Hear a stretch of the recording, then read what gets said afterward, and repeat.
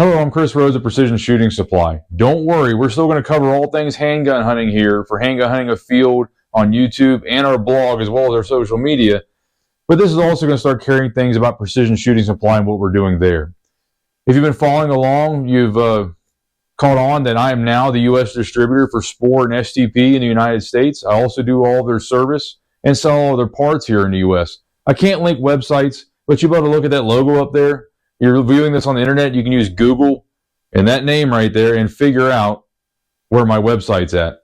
So we're going to do a little SHOT Show preview. We're going to go over all the new guns for 2025 and 2026 that you're going to see at SHOT Show. Some of these have already came out and are available to buy, and some of them start at SHOT Show. So first off, we're going to start with Spore revolvers. All right, we're going to go over some of the features of each one of them. First up, this year came out in 2025. The Spore 44 Magnum came out. 3, 4, 5, and 6-inch lengths with the standard barrel. All right, it still uses their same express sight style, or like the Safari style front dovetail front sight. Very robust setup. Everything else is the same. Numbered chambers. Everything is the same. You got the same large release. You use Carl Nil grips. They come with the match grips from the factory. We have the Master 2 grips, which is the longer grip that you see me using in the videos and in the blog. That allows me to go prone with it and get support. We have open back ones if you have smaller hands. We have those in stock as well. These guns are a great performing gun. All of these standard Spores are drilled and tapped, where you can put any Smith & Wesson scope base on them. Here we have an Alchin base with an ultra-dot prime reflex sight. Some great features about the Spores. The trigger ergonomics and such are about perfect. If you size the grip to fit your hand, which Carl Nil allows you to do with the different back thicknesses, that trigger then for double action pull is the right thickness to slide in just far enough so that way you're getting that mechanical advantage on pulling that trigger. Right there, right at the edge of the joints where we want that trigger to sit. If the trigger was any wider, it wouldn't do that. It also has a wide target style spur. This spur allows a good purchase. All right. If you want these things dehorned or smoothed or reshaped, that's what we do at Precision Shooting Supply. All right. You can't make every option available from the factory. Some things still require custom work. But this wide target spur here, great purchase for cocking the gun. So like when I'm handgun hunting with gloves on, or it's cold, wet, damp, whatever out in the field, I get a great purchase coming back on that hammer right before I take the shot, like I did a couple times this season. Overall, great gun. Nil grips, once again, all the same features as the other, now in 44 Magnum. Brand new for 2026, that you're going to see at SHOT Show in the USA is the 8-shot. All right, it's coming out initially with a 357 cylinder. You can shoot 38 specials, 38 short, Colt, whatever you want to run. It's cut for moon clips. Same features as the 44, all the same stuff. All right, except for it's cut for moon clips. You can see that there. It's cut for moon clips. This gun right here should dominate USPSA, I-Core, all the racing games. Should be a great steel challenge gun if you want to run a revolver. It gives you a couple more rounds than your standard 6-shot one. Once again, the same great trigger ergonomics where it comes in there, places appropriately on your finger for double action pull. It's exactly where you want it. You don't want a really overly wide trigger. Overly wide, those extreme wide triggers from like the 1950s through 70s on the Smith & Wessons, those are made for single action pull where you're pressing dead center of the pad on there. When you shoot double action, you're going to slide in farther. Thus, your finger wraps around a little bit. You want the thinner trigger. That's how body mechanics works. So once again, target hammer on it, nice wide hammer. So if you are shooting some kind of bullseye type event or something where you're going to be cocking the hammer, hunting with it, whatever, you got a nice purchase on it. Once again, these are going to come out in all the barrel lengths. 3 inches is the minimum, 6.5 is the max. Nil grips. We got all the grips in stock where you can change them to fit you. Drilled and tapped, where you can put Smith & Wesson bases on there if you want to run a red dot, if you want to shoot open gun and I-Core. We partner with Magnaport, so we can easily send these barrels out to be ported at Magnaport for you. 2, 3, 4, 6 ports, whatever you want on there to keep it sitting flat for I-Core open gun, we can do that and easily set you up with a red dot to get you on down the road. Those are your 2 new Spores for the year. 2025 and 2026. I mean, the 44 is pretty tough to beat. That's a pretty hot thing coming out. We're taking some game with it already. And the 357, hey, who doesn't want an 8-shooter for competition shooting? So getting in the STP. STP is a newer line to me. I do own one. I have competed with it some, but I'm still pretty new to them. All right. But what I can do is I can tell you about the features of them. They do shoot phenomenal. I mean, that Target Master skeleton I have shoots ridiculous. I mean, it shoots tiny little groups. We just zeroed all these the other day so we could get them all ready for SHOT Show. And some of these we shot phenomenal with. They just fit us better. All of them shot awesome. All of them shoot like top shelf guns should. We had the one open gun here shot like a less than half-inch group. It was ridiculous. But anyway, so they added optics ready to all their guns in 2025. It's available on all the different models.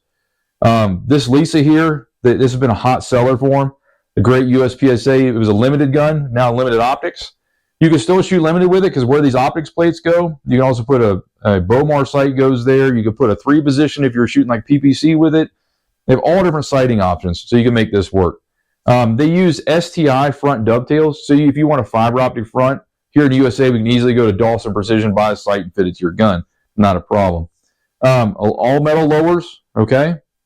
No cast or mim in any of these guns. The revolvers or these 1911s, 2011s, it's no cast or mim anywhere.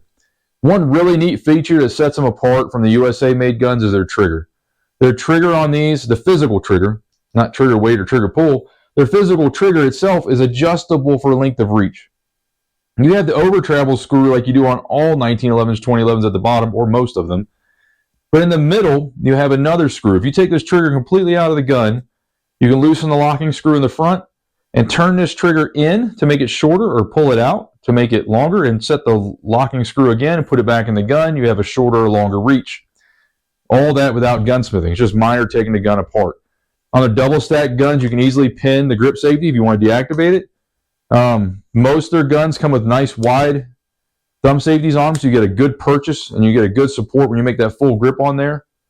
All right, these are great guns. Great guns, exceptional. They rival anything we have on the top shelf categories in the United States. All right, very good guns, and accuracy is phenomenal.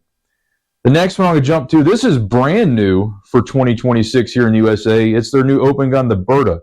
They've had the Elsa for several years now. The Berta is their new one. This is the one I'm going to personally run this year. Okay.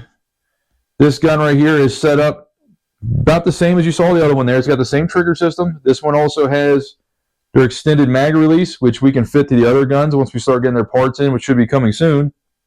But their extended mag release threads right into their mag catch. No gunsmithing required to do so. You have an adjustable thumb rest. They make all this in-house. You got your blast deflector and stuff on your optics mount.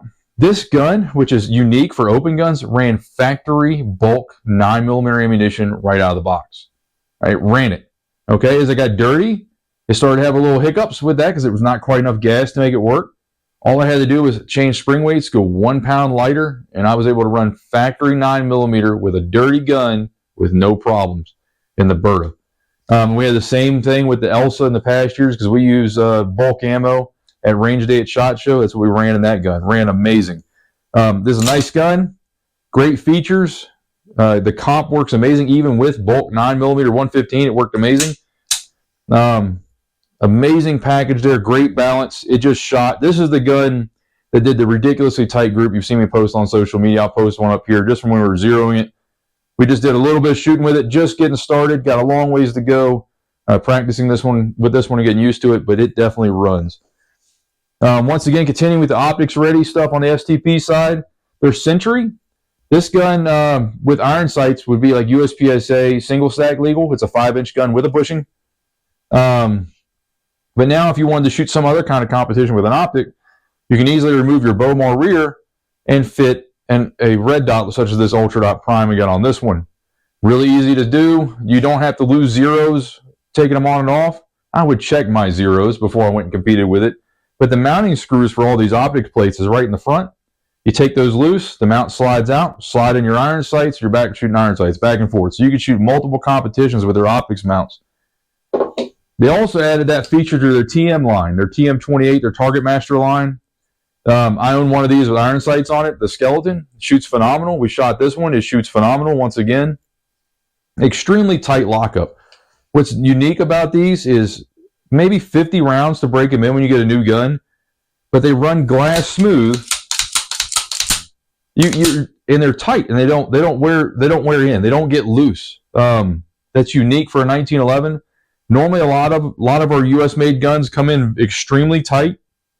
Our top shelf guns that are hand fit for like bullseye shooting are extremely tight when they come in, and sometimes you got to force them to run in the beginning. This target gun right here, I don't have to force them to run. I put factory, once again, bulk 9mm ammo in there.